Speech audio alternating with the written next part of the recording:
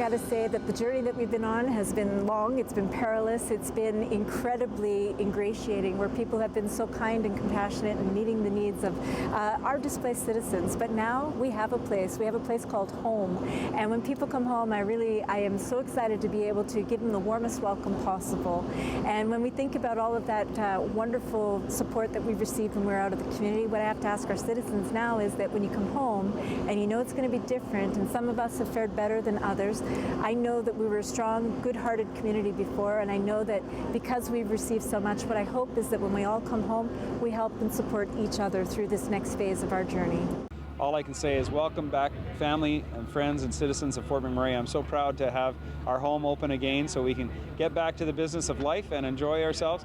I would just say this, please act safely, act maturely, make sure that we do things right, and help your neighbors, help your friends, because we're all going to need to be in this together, because we are in this together. So if I can do anything to assist you, send me a message on Facebook or Twitter, or just give me a call. I'm here for you. That's what I do for a living, and I'm more than happy and proud to do it for you. So please let us know whatever we can do for you, and just take your time, enjoy yourself, and be safe.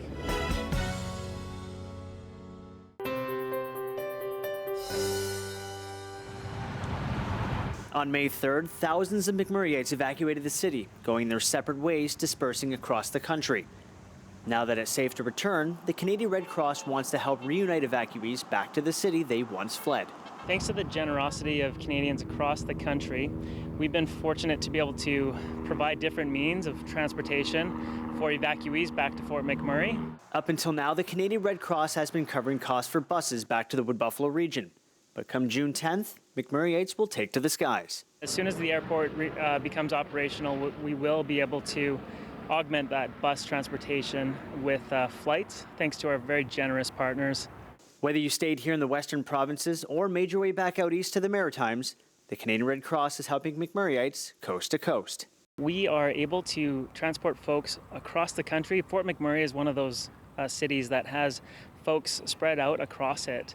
And you know, wherever you call home, if that's Fort McMurray, but you've gone home to another place for the moment because you weren't able to get back home, we're going to find a way to get you back here. We want every person affected by the wildfires in this area to know that the Canadian Red Cross is here for them now and in the future. At a recent press conference, the Canadian Red Cross allocated $50 million towards the support of community organizations here in Fort McMurray, and since the evacuation has contributed funds to families to help with immediate needs. By providing transportation from anywhere in Canada back to the Wood Buffalo region, that's just one more step in the right direction to help a community in need. All you have to do is head to their website. www.redcross.ca. That's where you can find the service through which you can book a flight back home. Our goal is to really get these folks back home as soon as possible. Since the evacuation, not including government matching, the Canadian Red Cross has donated more than $128 million to the relief efforts. For Fort McMurray Strong, I'm Craig Momney.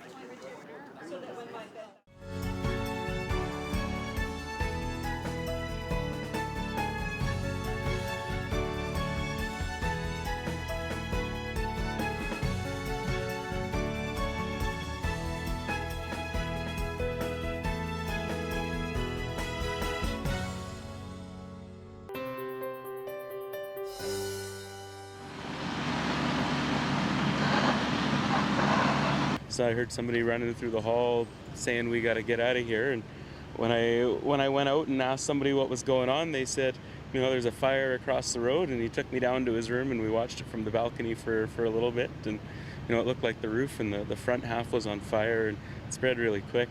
The fire downtown is under control and is presently under investigation for the cause factor. I can say that this fire is not related to wildfires. The situation is safe at this time, and we are continuing to investigate this incident. We have visit plans in place for destroyed homes in all areas and structurally sound homes in Abisan, Beacon Hill, and Waterways. Visits to destroyed homes outside of the restricted areas will begin June 5th on a limited basis. Visitations again to destroyed homes outside of restricted areas will begin on June 5th on a limited basis. Visits to destroyed homes inside of the restricted areas, Abasan, Beacon Hill, and waterways, will begin on June the 8th. These visitations will be facilitated by an NGO group known as Team Rubicon. Those wishing to visit their home, the destroyed homes, to make the appointment, call the Pulse line to book a visit. For safety reasons, residents will not be permitted to visit destroyed homes on their own. I want to reemphasize that. For safety reasons, residents will not be allowed to visit destroyed homes on their own. Once on site, residents may instruct Team Rubicon where to sift for specific items as where they believe they may be in the rubble. For safety reasons again, residents are not permitted into the fenced areas, nor will they be permitted to sift through the debris themselves, again for safety reasons. Use of personal protective equipment, PPE, is required and will be provided.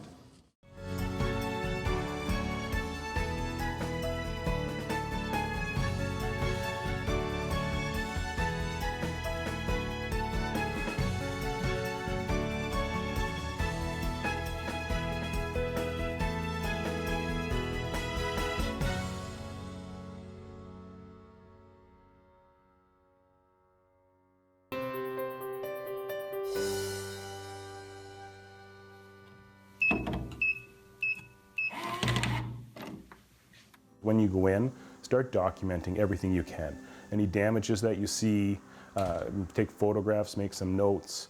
If there's contents damaged, make a note of that. You can start making a list of contents that are damaged, that you don't think will respond to cleaning, or physically damaged, with what it is, how old it is, and what it's going to cost to replace it today. The details on what you do to document your loss are the same.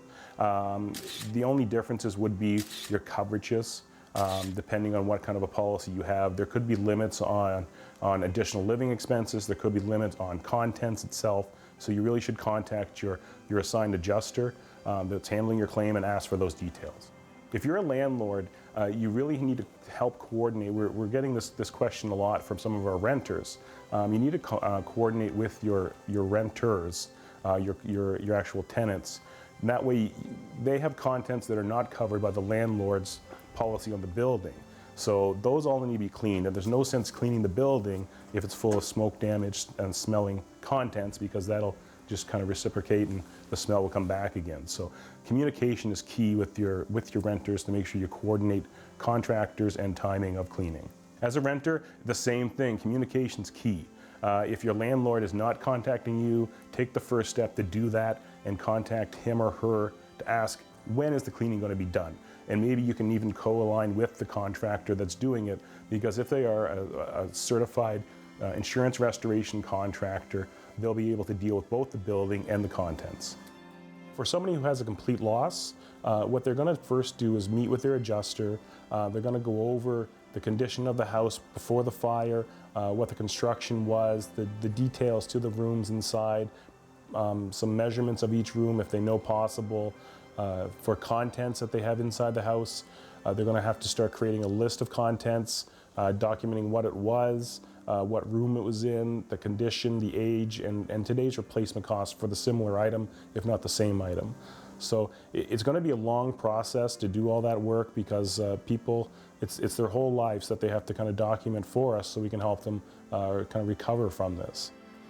Your insurance company can help you with everything from replacing your contents, finding a contractor, finding a temporary place to live, and give you some good advice on how to look after yourself during a loss like this. We do this type of thing almost every day. We understand that you have not, and you've suffered a great loss, so that's where we're here to help, and this is our time to shine with customer service.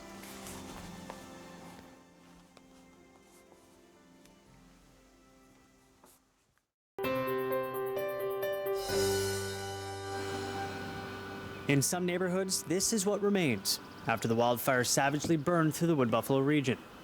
While some residents knew the outcome of their homes, others like the Crosleys only heard stories until they returned on June 3rd.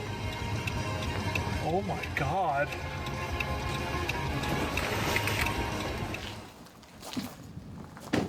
We thought for sure our house was gone. There was a video going around of this guy on a pedal bike coming right down here at Real Martin, and what we did was there's a bus stop out here, and I actually counted back how far our house was, and it's a miracle. 10 meters. That's all that separates the family's home and the devastation. Their neighbor's house still stands, and although it's sustained physical damage, it's been deemed unsafe. The Crosleys' property, on the other hand, escaped with minor burns. What? Look, even this, is that the side? Yeah, it did too. It scorched the side of here, huh? I think. Yeah, it did too, look. Holy crap. I feel fortunate. I really can't explain it. I know Candace said that it was like somebody put a dome around our place and it said, don't touch this family, because, I mean, just look at it again. I mean, that's our neighbors right there, Paul, and like that could have easily burned. And by the looks of it, there was like amount of soot that there was burning embers on our property, but it just didn't ignite. I mean, there's trees that lit up on our property, but that was it. Due to the proximity of the Crosleys' house to the fire zone, they've been advised by the RMWB to have their home inspected. But for the most part, it looks like minor fixes for the family. Unfortunately, that's not the case for the rest of the residents on J.W. Mann Drive. You got to feel for the families right here. I mean, it could easily be the whole block. So I credit the firefighters again and emergency services for the hard work they're doing, and they're still working their asses off, which is amazing. But I expected nothing less from those guys anyway. For Fort McMurray Strong, I'm Craig Momney.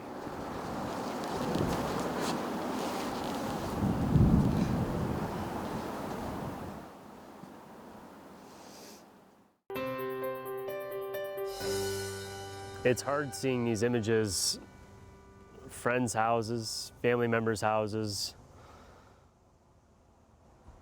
and it's a relief for many who have been able to make it back to Fort McMurray and see that they have everything still standing. Everything is still there. But for others, memories are lost. And it's hard. It's going to be hard. But hopes are high in Fort McMurray.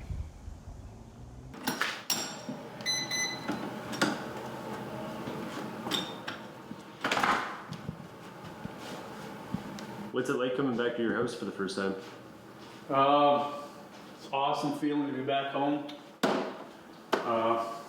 You definitely can smell a little bit of smoke from the fire, but you know, we haven't been in this house too long. We just purchased it a couple months ago.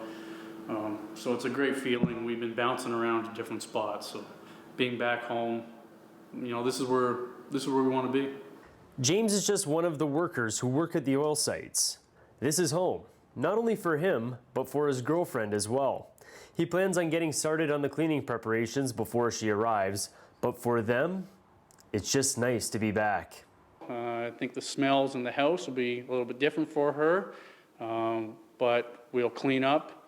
We'll get started, and just thankful we have a home to come back to. On the other side of town, country music star Chantel Davidson arrived to her home for the first time.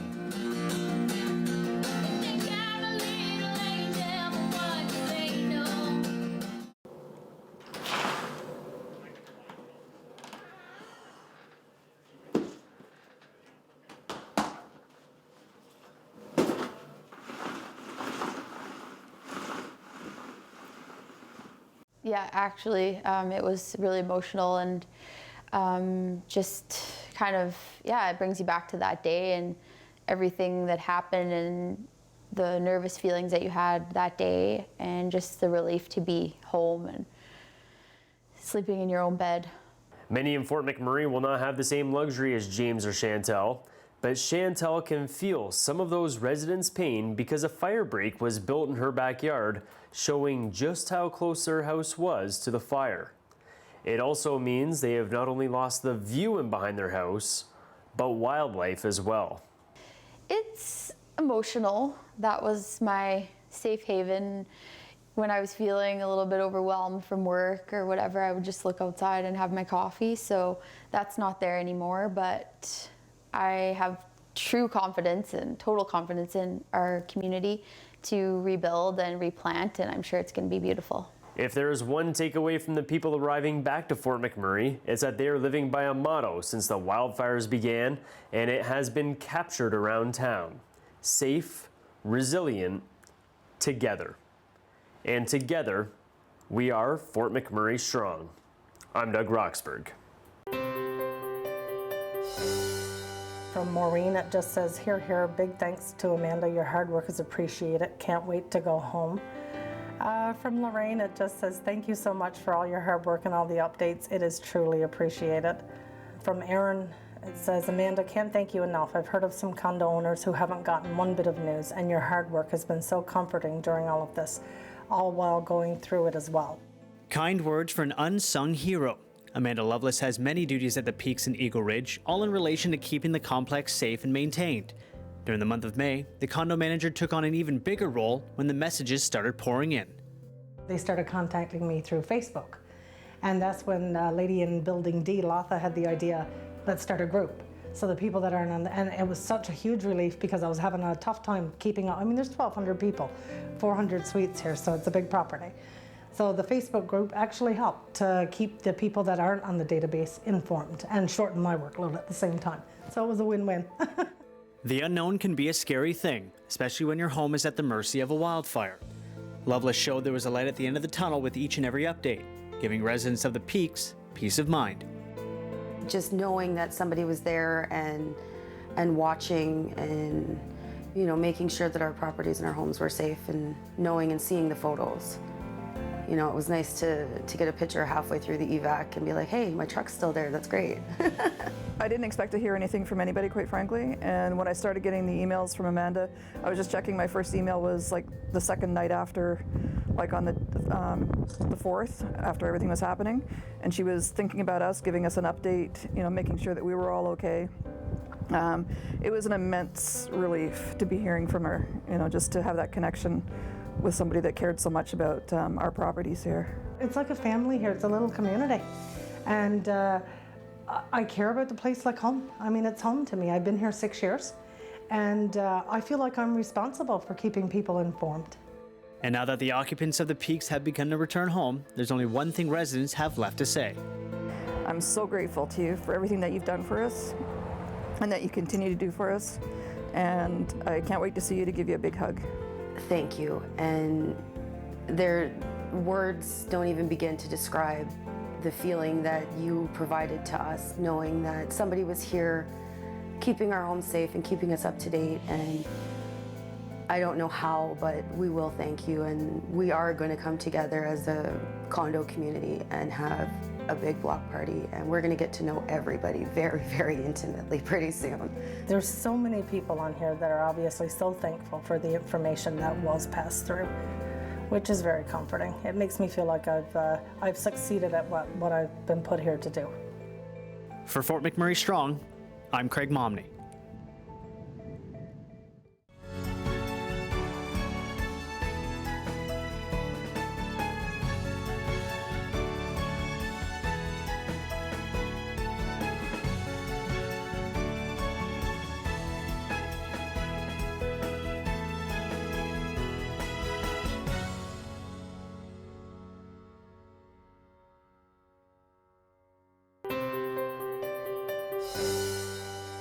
We're learning all about helping people in Fort McMurray right now with the Momentum Group for walk-in counseling. People have seen so much. They've gone through a ton. What would you say to the people that are now heading back home and they're stepping back into that zone again?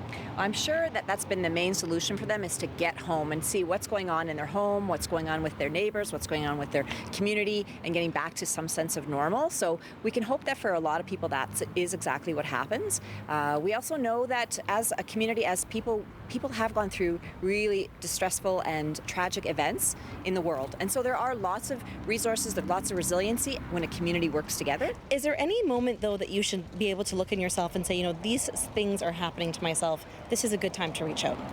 Well, one of the things that we have noticed in walk-in counseling is that, you know, everybody has a limit. So if it becomes too much and they're starting to notice they're not sleeping very well, they're more irritable, they're just so stressed out, it might be worth talking to a counselor about some stress management, some anxiety issues, some loss. Those are real common themes, of course, at this time.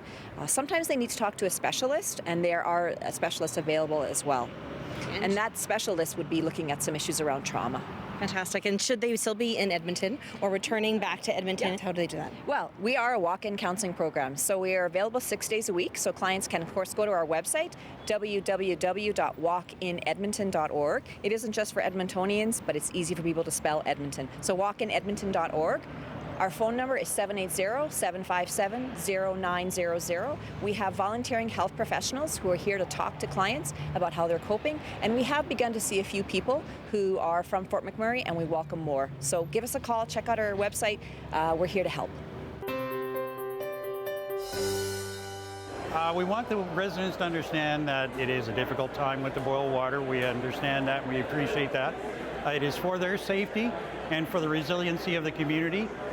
We ask everybody to, bear with us. We as staff are, having to withstand it as well.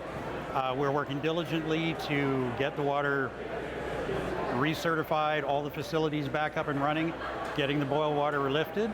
Right now, tentatively, it is for the end of June. The Welcome Back package is quite specific and gives quite a few resources on how to deal with your water during the boil water. The biggest one is, yes, you can have a shower, just, don't ingest it. Small children should probably be hand washed, just to, be an extra caution. The one part of this that hasn't been well, broadcast is that the wastewater side is in a bad way as well, with the fires, the lack of people in the community, and that we would ask that people, when they return to the community, be mindful of the amount of washing that they do right away. Any large amounts of detergents in the system will not benefit the wastewater treatment plant at this time. So if we would ask, as part of the process of coming back, to be mindful when they're doing any sort of washing right now. We want to send a representative to each home and business. When we get there, we're going to have them do a safety inspection of all the gas appliances at that location. So they'll go through everything, make sure it's working properly, then we'll relight that customer. The way that we're asking people to contact us is through atcoresponds.com. They can fill out a form. They fill out that form. It goes into our call center and our dispatch. There are other ways, though. We recognize not everybody has internet access, so they can also visit the welcome centers in Fort McMurray, and we have representatives at each one of those welcome centers to help people through the process, make sure that they get their service restored quickly and safely.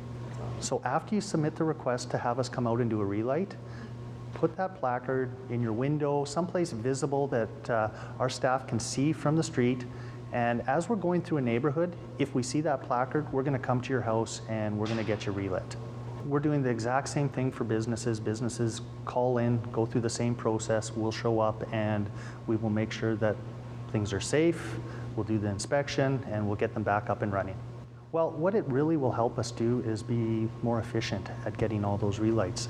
They'll be able to go into a neighborhood, they'll see the placards, and they'll literally be able to go house by house, which really helps us be more efficient and helps people get their service back sooner.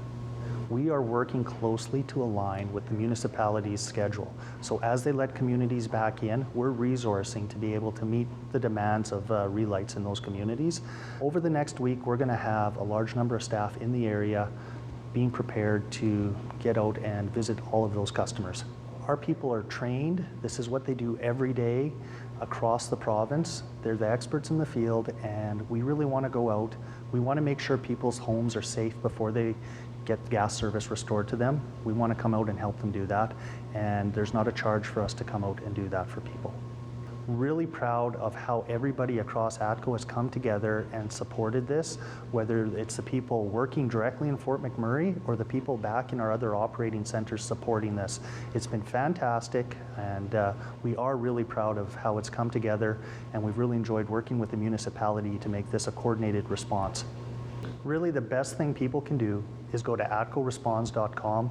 It has all the information they're going to need regarding restoring their gas and electrical service in the Fort McMurray area.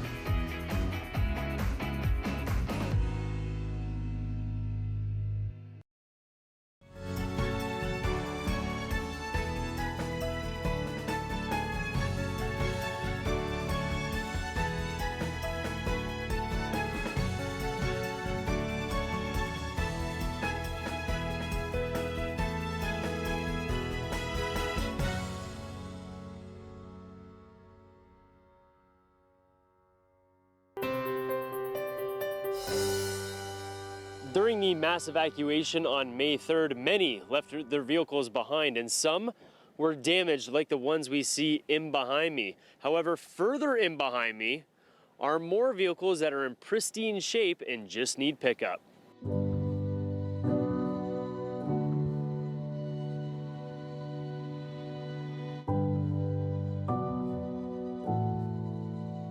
Anything that was either in danger of being burnt or in the way of essential services, working on any of the infrastructure, they were towed here, or of course anything that was on 63 that was in the way and out of gas, we towed here. So we're down by the water treatment plant. So if you know Fort McMurray, it's on the north side of the bridge. When you're heading out to site, you'll look off to the side and you'll see a whole field of cars, and this is where we're at. The number's online, and it's 780-838-9595. Call ahead. We'll take your plate number. You're going to need that because we don't have all the bins. We will get the car out and ready for you, and then we'll take your number and we'll call you. You come down that way there. It saves you waiting around this the yard. It's a nice yard, but sometimes a little muddy. You're probably better off staying at home cleaning. So you're going to have to bring your ID, which is your driver's license. We'll take a photocopy of that. Then we'll get you to fill out. I'll fill out this form with your plate number. You'll end up signing it, printing your name, and you're out the door. That's it. The municipality has taken care of all of the towing fees and storage fees for everybody, which is fantastic.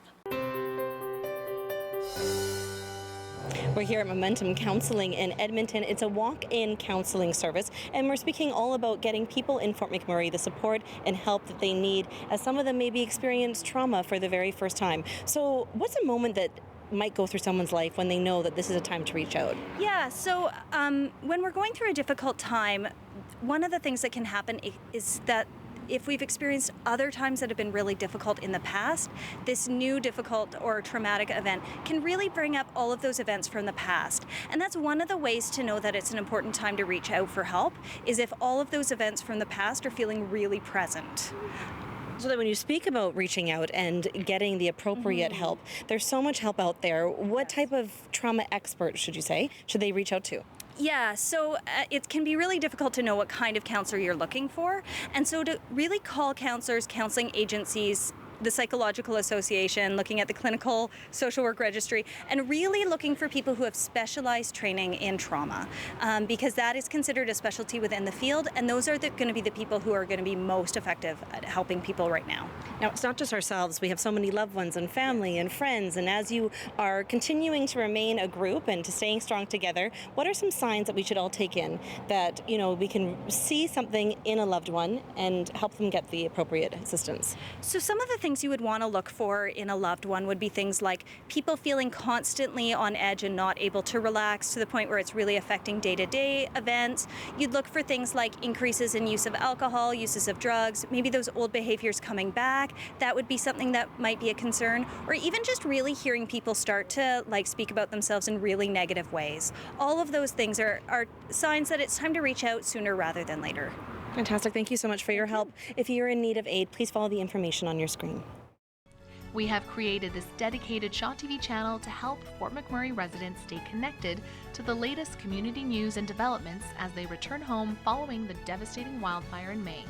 If you have important information or a story idea, please contact edmmc@sjrb.ca.